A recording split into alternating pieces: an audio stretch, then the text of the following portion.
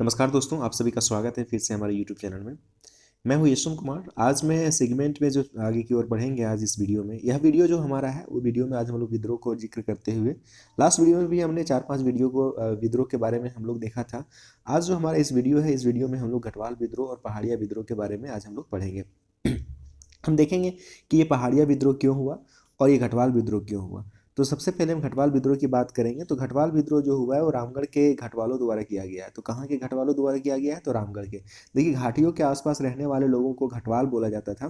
तो रामगढ़ के घाटियों में रहने वाले लोग यानी घटवाल, यही लोग इस विद्रोह को किए थे। नेक्स्ट है कि रामगढ़ के राजा जो मुकुंद सिंह थे, रामगढ़ के जो Naresh Mukund Singh, very very important, अगर डायरेक्ट पूछ लिया जाता है कि घटवाल विद्रोह जो हुआ रामगढ़ के उस टाइम राजा कौन थे, तो मुकुंद सिंह थे। के राज्य पर उनके एक संबंधी, उनके एक रिलेटिव थे जिनका नाम था तेज सिंह। दोबारा अधिकार जताने पर अंग्रेजों ने तेज सिंह का समर्थन किया। आपको पता है कि अंग्रेज का नीति ही था कि फूट डालो और शासन करो। अब इनके एक रिलेटिव यहाँ पे दावेदारी कर रहे हैं राजगद्दी के लिए। कौन? तेज सिंह। तो तेज सिंह को जब ये चैलेंज करने लगे राजगद्दी के लिए, उनका अधिकार के लिए, तो अंग्रेज ने देखा कि ये तो अच्छा मौका है, इन लोग अपने घर में ही फूट रहे हैं, अपने रिलेटिव में ही ये दावेदार हो रहे हैं। तो अंग्रेज ने क्या किया कि तेज सिंह को ये सपोर्ट करना चालू किया और तेज सिंह जो है मुकुंद सिंह पर ये हमला करते हैं और ये लड़ाई चालू होता है। कैसे होता है देखिएगा। परिणामतः अपने राजा मुकुंद सिंह के प्रति अंग्रेज द्वारा किए गए इस दुर्व्यवहार के विरुद्ध घटवालों ने विद्रोह कर दिया। देखिएगा, जो घटवाल लोग थे रामगढ़ में, रामगढ़ के घाटियों में, उन लोगों के राजा जो थे वो मुकुंद सिंह थे। अब मुकुंद सिंह के ऊपर अत्याचार किया जा रहा था, उसको हरास किया जा रहा था, उस पर आक्रमण किया जा रहा था, उसके खिलाफ में बहुत सारे आंदोलन किए जा रहे थे, हटाने की बहुत ये उनके साथ दुर्व्यवहार हो रहा था। तो घटवालों ने सोचा कि हमारे राजा के साथ बहुत अन्याय हो रहा है और हम इस चीज़ को सहन नहीं कर सकते हैं, क्योंकि ये लोग मेहनत का आदमी थे। घटवाल लोग अपनी घाटी बनाते थे, घाटियों का देख रेख करते थे, वहाँ से लोग आते जाते थे, तो उनसे वो लोग वसूली करके भी अपना जीवन यापन करते थे। तो ये लोग देखें कि हमारे राजा को बहुत ज़्यादा के साथ दुर्व्यवहार हो रहा है अंग्रेजों के द्वारा और तेज सिंह के साथ मिल करके। तो इन लोगों ने मुकुंद सिंह के साथ आकर के अंग्रेजों के खिलाफ में लड़ाई शुरू किया और यह विद्रोह 25 अक्टूबर 1772 ईस्वी को तब प्रारंभ हुआ जब रामगढ़ के राजा मुकुंद सिंह के राज्य पर कैप्टन कैमक की सेना दक्षिण ओर से और उत्तर की ओर से तेज सिंह, अब समझिएगा कि यहाँ पे मुकुंद सिंह जो है, मुकुंद सिंह पर जो हमला बोला गया वो उत्तर के साइड से तो तेज सिंह और दक्षिण के साइड से अंग्रेज के जो सेना थे, यानी जिनके कैप्टन कौन थे? कैमक थे। ये लोगों ने हमला करना स्टार्ट कर दिया, यानी धावा बोल दिया। इस आक्रमण में मुकुंद सिंह भाग निकला तथा घाटवाल लोगों से समर्थन मांगा। अब यहाँ पे देखा कि भाई हमारे दोनों तरफ से लोगों ने घेर लिया है। एक तरफ से तो हमारे सगे संबंधी जो थे, रिलेटिव जो थे, वही अंग्रेजों के साथ मिल करके उत्तर की ओर से और दक्षिण की ओर से ये केमक के जो सेना थे वे। अब ये भाग निकलते हैं वहाँ से मुकुंद सिंह और घटवाल लोगों से बोलते हैं कि आप लोगों का जो समर्थन चाहिए, क्योंकि ये थोड़ा हिस्ट पुस्ट हुआ करते थे और ये लड़ाई में भी आगे रहते थे। तो इन लोगों को बोले कि भाई अब मुझे सपोर्ट चाहिए आपका, इस तरह से हो रहा है हमारे साथ। तो होता क्या है कि घटवाल लोग मुकुंद सिंह के साथ देते हैं और केमक का विरोध करने लगते हैं। अब ये लोग लड़ाई यहाँ से शुरू होता है, परंतु जब घटवालों ने यह महसूस किया कि मुकुंद सिंह पुनः राजा नहीं बन सकता है, तब उन्होंने मुकुंद सिंह का साथ भी छोड़ दिया। जब मुकुंद सिंह पता चलने लगा कि मुकुंद सिंह अब राजा बनने नहीं बन सकते हैं फिर से और ये कमज़ोर पड़ रहे हैं, तो क्या होता है कि इन लोगों को जो सपोर्ट कर रहे थे घटवाल लोग, ये घटवाल लोग भी इनका साथ छोड़ देते हैं। इस प्रकार विद्रोह बिना किसी विस्फोट स्थिति के, यहाँ पे कोई लड़ाई झगड़ा कोई विस्फोट स्थिति के ही ये विद्रोह क्या होता है? समाप्त हो जाता है। लेकिन इस विद्रोह में आप देखेंगे कि इस विद्रोह में छह और चंपा के राजा, ये हजारीबाग के आसपास का एरिया ही है, हुआ करता था। छह और चंपा के राजा भी मुकुंद सिंह का साथ दिया था। अब यहाँ पे ध्यान दीजिएगा, जब ऑब्जेक्टिव में आ जाता है डायरेक्ट कि छह और चंपा के राजा किनको साथ दिया था, कौन से राजा को? तो यहाँ पे मुकुंद सिंह का ध्यान रखिएगा। अंग्रेजों ने ठाकुर तेज प्रताप, जो इनके रिलेटिव थे मुकुंद सिंह के, को रामगढ़ का शासक घोषित कर दिया। तो अंग्रेज लोग किनको फिर यहाँ पे राजा घोषित करते हैं? वो तेज सिंह को करते हैं घोषित। तेज सिंह के मृत्यु के बाद, ध्यान दीजिएगा कि तेज सिंह का जब मृत्यु हो जाता है उसके बाद पार्श्वनाथ सिंह को रामगढ़ का राजा घोषित किया जाता है। ध्यान दीजिएगा हायरार्की यहाँ पे, पहले तो मुकुंद सिंह होते हैं, उसके बाद तेज सिंह होते हैं। जब तेज सिंह की मृत्यु हो जाती है तो पार्श्वनाथ सिंह को रामगढ़ का राजा बनाया जाता है। मुकुंद सिंह अपनी गद्दी खोने के बाद ये शांत नहीं बैठते हैं, ये लगातार अंग्रेजों का विरोध करता रहता है। रघुनाथ सिंह मुकुंद सिंह का समर्थक था। अब देखिएगा जो रघुनाथ सिंह, यहाँ पे दूसरा नाम आता है, रघुनाथ सिंह जो थे वो मुकुंद सिंह के समर्थक थे और ये भी अंग्रेजों के खिलाफ ये काम कर रहे थे Raghunath Singh.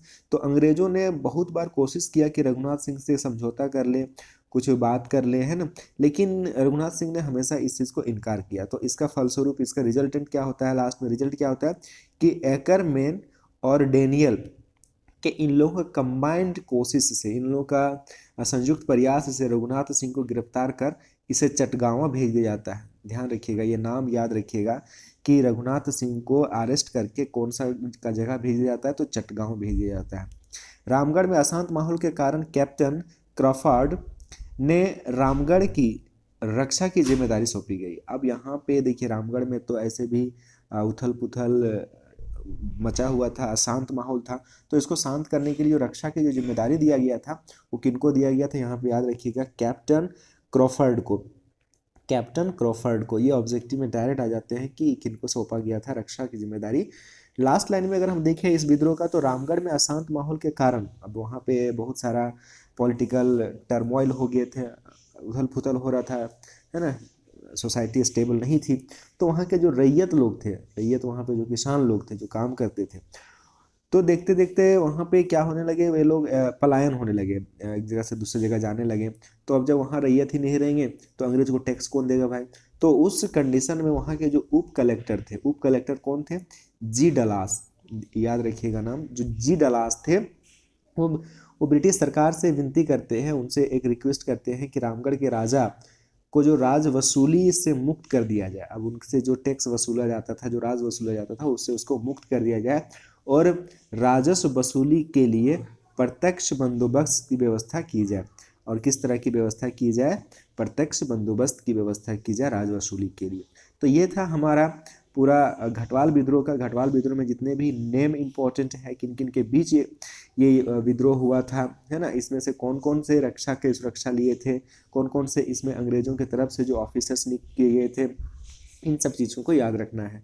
Exam point of view से सारे इंपॉर्टेंट है, वो मैं सारे पॉइंट को नोट डाउन किया हूँ जो एग्जाम पॉइंट ऑफ व्यू से पढ़ना है, क्योंकि पढ़ने का तो बहुत सारी चीज़ें हैं, लेकिन हमें सबसे पहले कॉन्सेंट्रेट करना है कि एग्जाम के लिए इंपॉर्टेंट क्या है। गुड। नेक्स्ट अगर हम देखें, नेक्स्ट जो हमारा विद्रोह है वो पहाड़िया विद्रोह है। पहाड़िया विद्रोह का जो सेशन था हमारा वो 1772 से 1782 ईस्वी तक, ये हमारा टोटल 10 साल भी चलता है ये। आगे की पहाड़िया जनजाति के 3 उपजातियां हैं, कौन है, एक माल पहाड़िया है, सौरिया पहाड़ियाँ हैं और लास्ट में है कुमर भागा पहाड़ियाँ। तो ये जो 3 पहाड़ियाँ हैं इनके उपजातियाँ। अब इन लोगों में से देखिए सौरिया पहाड़ियाँ जो मुख्यतः वो रहते थे राजमहल, गोड्डा, पाकुड़ क्षेत्र में निवास करते थे। ये भी डायरेक्ट क्वेश्चन आता है कि सौरिया पहाड़ियाँ कहाँ पे आपको देखने को मिलेगा। और इन लोगों को जो सौरिया पहाड़िया थे या फिर आप बोल दीजिए पहाड़िया लोग जो थे, तो इन लोगों को मुगल शासन में, मुगल का जो टाइम था उस टाइम में इन्हें लुटेरा कहा जाता था। क्या कहा जाता था, लुटेरा कहा जाता था, ध्यान दीजिएगा। और पहाड़िया जो विद्रोह है वो आपका 4 चरणों में हुआ है, टोटल 4 फेज में हुआ है। पहला है 1772 और ये याद रखिएगा 1782। 2 चीज़ें जब आपको याद है, उसके बाद यहाँ पे आप देखेंगे 1778, यहाँ पे 1779 होगा, यहाँ पे 8 लिखा हुआ है, ठीक है। तो इस चीज़ को आप देख लेंगे। तो 2 फेज में हुआ था ये विद्रोह, ठीक है। 1779 में, वहाँ पे गलत लिखा गया है ना। तो ये आप देखेंगे कि यहाँ पे 3 फेज में, फर्स्ट, सेकेंड एंड ये 9 और ये 82, ये 4 फेज में हुआ है। अब देखते हैं कि फर्स्ट फेज में क्या हुआ है। 1772 में, 1772 में यह विद्रोह तब आरंभ हुआ, कब आरंभ हुआ, जब पहाड़ी जनजाति के प्रधान, इनके जो प्रधान थे, जो इनके हेड थे, इनका नृशंस एवं विश्वासघाती हत्या मनसबदारों के द्वारा कर दिया जाता है। मनसबदार लोग जब पहाड़ी लोगों के प्रधान का एकदम हत्या कर देता है, निर्मम हत्या कर देता है, तब यह जब जा करके पहाड़िया विद्रोह फर्स्ट फेज वाला स्टार्ट होता है। जबकि पहाड़ी जनजाति के लोग राजमहल क्षेत्रों में मनसबदारी के अधीन थे। अब ध्यान दीजिएगा, पहाड़िया लोग मनसबदारों के अधीन थे, उनके नीचे थे। लेकिन जब पहाड़िया लोगों के प्रधान का निर्मम हत्या हो जाता है तब ये लोग बिल्कुल विद्रोह कर स्टार्ट कर देते हैं। और मनसबदारों से उनके अच्छे संबंध थे, अच्छे रिलेशन था उन लोगों का। विद्रोह के इस चरण का नेतृत्व कौन कर रहे थे? कौन सा विद्रोह का? पहाड़िया विद्रोह का फर्स्ट फेज का नेतृत्व रमना आहाड़ी, नाम याद रखिएगा, ऑब्जेक्टिव में डायरेक्ट आ जाता है कि कौन इसका नेतृत्व कर रहे थे, तो रमना आहाड़ी कर रहे थे। पहाड़िया लोगों ने लकरागढ़ पर आक्रमण किया, ध्यान दीजिएगा, ये नाम याद रखिएगा, लकरागढ़ में आक्रमण किया और वहां के जमींदारों को मार भगाया। और वहां के जमींदार जो थे उनको भी ये मार के भगा देते हैं। उसके बाद खेतरीगढ़ को तहस नहस कर देते हैं। कौन सा गढ़ है ये? खेतरीगढ़। और ये लकरागढ़ याद रखिएगा पहाड़िया विद्रोह में। नेक्स्ट है यहाँ पे वारेन हेस्टिंग्स, ये नाम याद रखिएगा, वारेन हेस्टिंग्स के नेतृत्व में कैप्टन ब्रूक। अब इनके नेतृत्व में कौन यहाँ पे कैप्टन आते हैं? कैप्टन ब्रूक ने इन्हें विश्वास में लेने के लिए अनेक प्रयत्न किए, बहुत सारे कोशिश किया कि ये लोग विद्रोह ना करें। उसके लिए इन्होंने बहुत सारे कोशिश भी किया। और ये क्लीवलैंड के कहने पर कंपनी इन्हें नगद भत्ता देने लगी। अब इन लोगों को, पहाड़िया लोगों को बोलने लगे कि मैं आपको सैलरी दूंगा, आप हमारे साथ रहिए, शांत रहिए, काम कीजिए, इस तरह से कुछ लुभावने देने लगे और भत्ता देने लगे। तो ये भत्ता उन लोगों को 2 रुपया से 10 रुपया तक का पर मंथ होता था कि आप अच्छा तीर चला लेते हैं, आ जाइए हमारे साथ, इन सब चीज़ों को लुभावने देने लगे। तो इसे कंपनी का साजिश और भेदभाव समझकर कौन?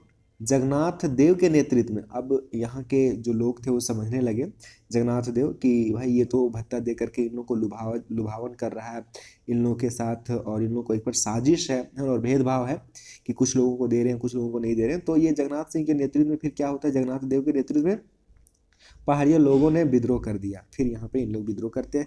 1778 ईस्वी में यह आंदोलन जगन्नाथ देव के नेतृत्व में, 1778 सेकेंड फेज में, 1778 ईस्वी में जगन्नाथ देव के नेतृत्व में आरंभ किया गया। जगन्नाथ देव ने पहाड़िया जनजाति को अंग्रेजों द्वारा प्रदत्त, देखिए अंग्रेजों के द्वारा जो उन लोगों को नकदी भत्ता दिया जा रहा था उसे साजिश करार दिया। बोला ये तो एक प्रकार से साजिश है ना, देते हुए अंग्रेजों के विरुद्ध संगठित करने का प्रयास किया। और इन लोगों को फिर, पहाड़ी लोगों को संगठित करके इनके विरोध में फिर खड़ा करने का कोशिश किया।